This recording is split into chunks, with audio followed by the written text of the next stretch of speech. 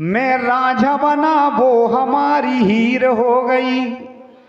खत मैंने तेने प्यार के इजहार में लिखे, खत मैंने तेने प्यार के इजहार में लिखे, वो रद्दी बेच बेच के अमीर हो गई। क्या बात है, जोरदार तालियां बजाइए, क्योंकि जवाबी दो पक्षों के दरमियान हुआ करती है, जवाबी दो पक्षों के दरमियान हुआ करती है। रस छंद अलंकार से कविता महान हुआ करती है। आज की रात्रि सार्थक बनाने के लिए आपकी तालियां ही कीर्तन की जान हुआ करती हैं। साथियों, बहुत अच्छा आप लोग, और इन्होंने भाव विभोर कर दिया। माँ के ऊपर कितनी अच्छी बात सुनाई इन्होंने। अच्छा लगा ना आपको? माँ के ऊपर तो हम चाहे जितना लिख दें उतना कम है ना? कैमरामैन वाले भैया, हमारी फोटो खींच के पेपर में ना छापना, क्योंकि पेपर में छपेगी 1 महीने बाद वो रद्दी में बिकेगा, मिठाई वाले के पास जाएगा, मिठाई वाला हमारे चंदा भैया को जलेबी देगा उसमें रख के, और कूड़ादान में पेपर जाएगा। सवेरे सवेरे कुत्ता मुंह चाटेगा हमारा। सब विश्वास मानिए यही होगा। इसलिए कैमरामैन वाले भैया, मैं आपसे बहुत डर रहा हूं।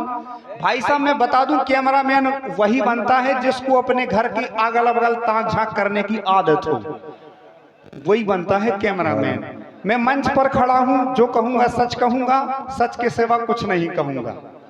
और साहब विश्वास मानिए, आप लोग जा नहीं सकते, ये मेरी गारंटी है। ये सच किसी तस्वीर के दाने में नहीं है। हमारे प्रमोद भैया ने गजब गीत गाया, वास्तव में हृदय प्रफुल्लित हो गया।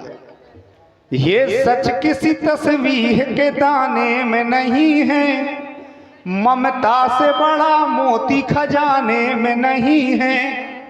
मिलने को तो मिल जाती है बाजार में हर चीज, मिलने को तो मिल जाती है बाजार में हर चीज, माँ जैसी कोई चीज जमाने में नहीं है।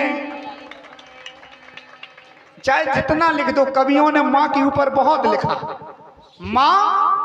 माँ सदा सदाचार दिया करती है, माँ ममता और प्रबल प्यार दिया करती है।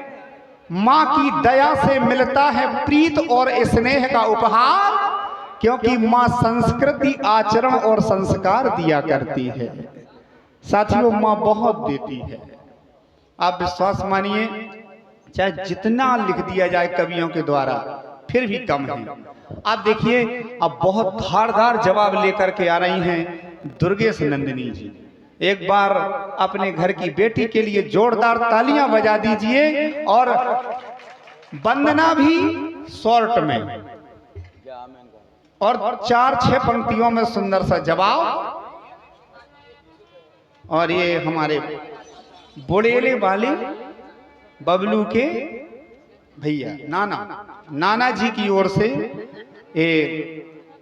नाना कहाँ है? दिखाई नहीं दे रहे हैं, नहीं है तो यश के दादा कौन है यहाँ? कहाँ है दादाजी? विनय भैया, ठीक है।